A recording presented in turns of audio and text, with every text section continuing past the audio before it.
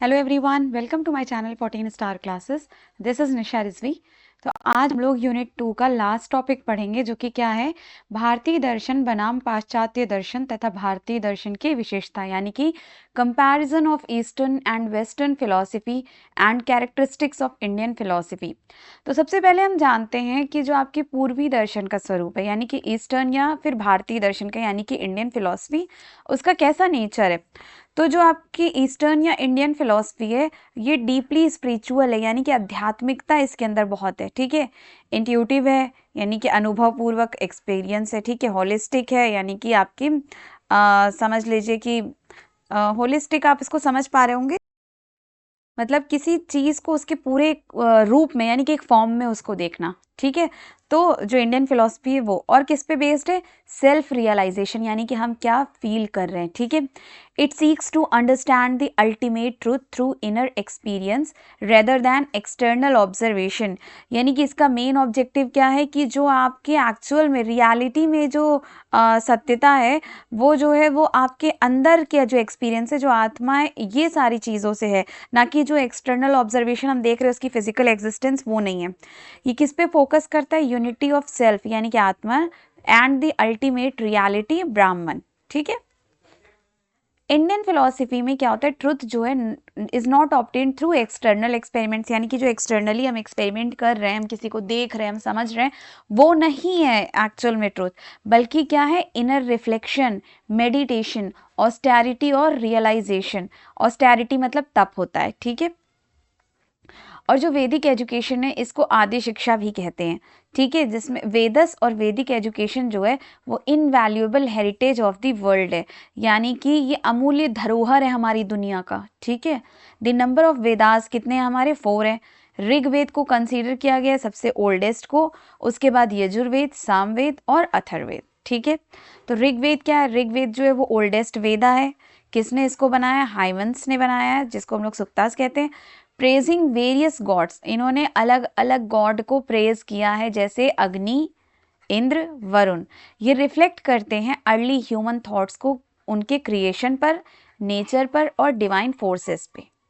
इसके बाद हम सामवेद की बात करें, तो सामवेद जो है वो वेदा है किसका, मेलोडीज और चैंट्स का। ठीक है, संगीत का वेद है। और क्या ये फॉर्म करता है, basis of Indian classical music. ठीक है, और इसमें क्या होता है, hymns are mostly borrowed from the Rigveda but are set to musical notes, यानी कि अगर बेसिकली हम इसकी बात करें तो ये कहाँ से सेट किया गया है, ये बेसिकली लिया गया है तो ऋग्वेद से है, लेकिन इसको किसके लिए सेट किया गया, म्यूजिकल नोट्स के लिए। ठीक है, नेक्स्ट आता है हमारा यजुर्वेद। यजुर्वेद डील करता है सेक्रीफिशियल फॉर्मूलाज, जैसे कि रिचुअल्स हो गए, मेथड्स ऑफ प्रेइंग यजनास and duties associated with priest. ठीक है, नेक्स्ट है हमारा अथर्ववेद। अथर्ववेद क्या इंक्लूड करता है, एवरीडे लाइफ नॉलेज आपका, medicine, healing, house hold rituals, charms और फिलॉसफी। नेक्स्ट हम बात करें पूर्वी दर्शन की विशेषताएं, कैरेक्टरिस्टिक्स ऑफ ईस्टर्न फिलॉसफी। तो पहला हमारा होता है आध्यात्मिकता का प्राधान्य, यानी कि प्राइमेसी ऑफ स्पिरिचुअलिटी। इसमें क्या होता है, इसमें फोकस किया जाता है स्पिरिचुअल रियलाइजेशन पे, यूनिटी पे, किसके, आत्मन और विद ब्राह्मण। ठीक है, नेक्स्ट है हमारा एक्सपीरियंशियलिज्म। इसमें क्या है, truth is known through inner experience, meditation, intuition, starting में ही हम लोगों ने पढ़ लिया। नेक्स्ट है हमारा लिबरेशन एज गोल, यानी कि अल्टीमेट एम इसका क्या है, लिबरेशन, कहाँ से, वर्ल्डली एग्जिस्टेंस से, यानी कि जीवन का जो अंतिम लक्ष्य है वो क्या है, मोक्ष है, जन्म मरण के चक्र से मुक्ति। फोर्थ वन हमारा समग्रवादी दृष्टिकोण। इसमें क्या किया गया, considers life as a totality not divides into parts, यानी कि मानव का शरीर, मन, बुद्धि और आत्मा के समन्वय के रूप में देखना। अभी स्टार्टिंग में हमने होलिस्टिक बताया ना, कि जो जैसा उसको उसके पूरे एक संपूर्ण रूप में, कंप्लीट फॉर्म में उसको देखना। मोरालिटी और धर्म की बात करें तो ये एम्फेसाइज करता है मोरल लाइफ पे और राइटियस कंडक्ट पे। ठीक है, यूनिवर्सलिज्म की बात करें तो unity of all beings, universal brotherhood. फिर हम बात करें नेचर ऑफ वेस्टर्न फिलॉसफी की, तो नेचर जो है वेस्टर्न फिलॉसफी का, ये एनालिटिकल है, लॉजिकल है, साइंटिफिक है, इंडिविजुअलिस्टिक है, रियलिटी ओरिएंटेड है। ठीक है, ये it studies the external world, देखिए हमारे इंडियन फिलॉसफी क्या कहती थी कि वो किस पे स्टडी करती थी, इनर वर्ल्ड पे, और ये एक्सटर्नल वर्ल्ड पे objectively and relies heavily on reason and experimentation. इसका जो मुख्य स्वरूप है, पहला है तर्कवाद का प्रभाव यानी कि डोमिनेंस ऑफ रैशनलिज्म। इसमें क्या होता है, वेस्टर्न जो फिलॉसफी कंसीडर करती है रीजन को हाईएस्ट सोर्स ऑफ नॉलेज को, सारी की सारी ट्रुथ जो है वो पास होती है लॉजिकल एग्जामिनेशन के जरिए, जबकि हमारा जो इंडियन फिलॉसफी है वो क्या है, इनर रियलाइजेशन, सेल्फ रियलाइजेशन के जरिए होता है। ठीक है, साइंटिफिक और एम्पिरिकल अप्रोच की बात करें तो नॉलेज जो है वो डिराइव होता है ऑब्जर्वेशन से, एक्सपेरिमेंटेशन से और साइंटिफिक मेथड से। एनालिटिकल मेथड की बात करें तो कॉन्सेप्ट्स जो है वो ब्रेक किया गया है स्मॉलर पार्ट्स में, ताकि वो अंडरस्टैंड कर सके सिस्टमेटिकली चीज़ों को। इंडिविजुअलिज्म की बात करें तो जो इंडिविजुअल है वो सेंटर है किसका, ऑल फिलोसफिकल इंक्वायरी का। रिकॉग्नाइज क्या करता है, इंडिपेंडेंट थिंकिंग को, और existence of each individual is important, यानी कि हर एक चीज़ बड़े से लेके छोटे तक सब चीज़ अपने इंडिविजुअली अलग तरीके से ज़रूरी है। नेक्स्ट है हमारा मटेरियलिस्टिक और रियलिस्टिक ओरिएंटेशन की, तो रियलिटी को स्टडी किया गया है जैसा वो है, बिना उसको अज्यूम किए स्पिरिचुअल या मिस्टिकल डायमेंशनल अनलेस प्रूवन, यानी कि इनका कहना है जो जैसी चीज़ दिख रही है फिजिकल, उसका जो एग्जिस्टेंस है वही रियलिटी है, जबकि आपका इंडियन फिलॉसफी क्या था कि आपकी इनर रियलाइजेशन, इनर सोल जो है वो रियलिटी है। ठीक है, belief in progress and change में बात करें तो वेस्टर्न फिलॉसफी सपोर्ट करती है प्रोग्रेस को, इवोल्यूशन को, डेवलपमेंट को और कंटिन्यूअस ट्रांसफॉर्मेशन को। प्रमोट करती है डेवलपमेंट हर फील्ड में, चाहे वो बिजनेस हो, टेक्नोलॉजी हो, पॉलिटिक्स हो, एजुकेशन हो। ये प्रैग्मेटिज्म की भी बात करती है, तो truth is what works, practical usefulness is the measure of truth, यानी कि इसकी हम बात करें तो इसमें सत्यता की जो कसौटी है वो यूटिलिटी यानी कि उपयोगिता पर डिपेंड करती है।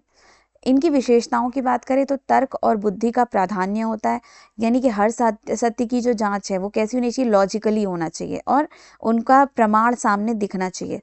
साइंटिफिक अप्रोच की बात करें तो ये ऑब्जर्वेशन और एक्सपेरिमेंट को वो करती है, एम्फेसाइज करती है। ठीक है, इंडिविजुअलिज्म की बात करें तो ये फ्रीडम और यूनिकनेस पे फोकस करती है।